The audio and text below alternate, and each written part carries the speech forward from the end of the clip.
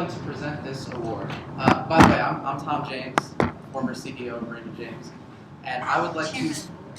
Oh yeah, I'm chairman of the board. Yep. And I would like to. I would like to present this award, this World Traveler Award, to Jeanice Harring, our World Traveler.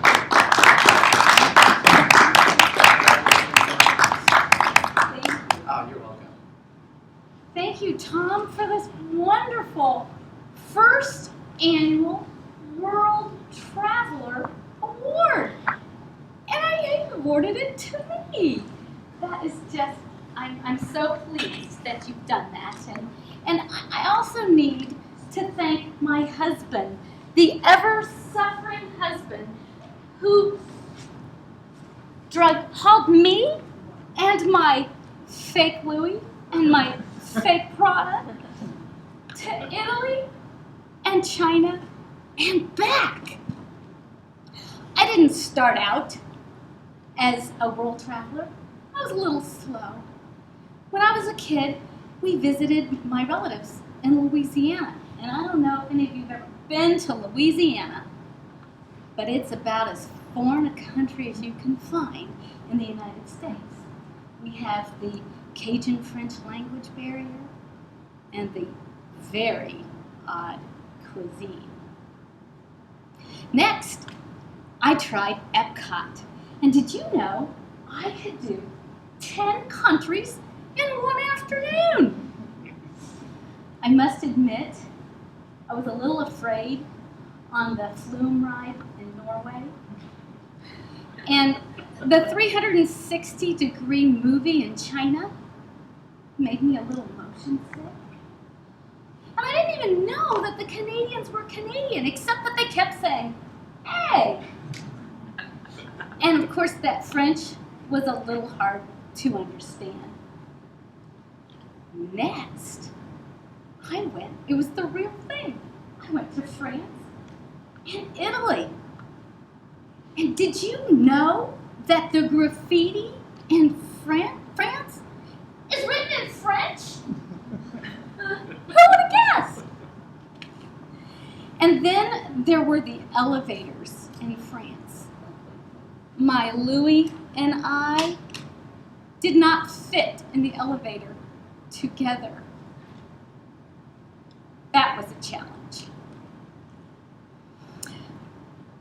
Also in France, the money that were the paper dollars that were in my wallet were not the paper dollars that they would accept in France. My husband looked high and low for their kind of paper money just so he could feed me. I was really glad that they had a McDonald's on the Champs-Elysees, but I sure could have used a little more ice.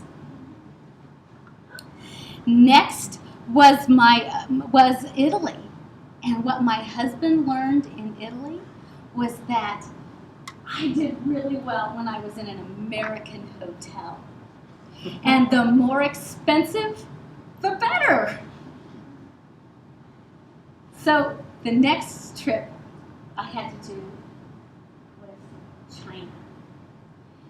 I was so nervous about my trip to China, I gave myself shingles.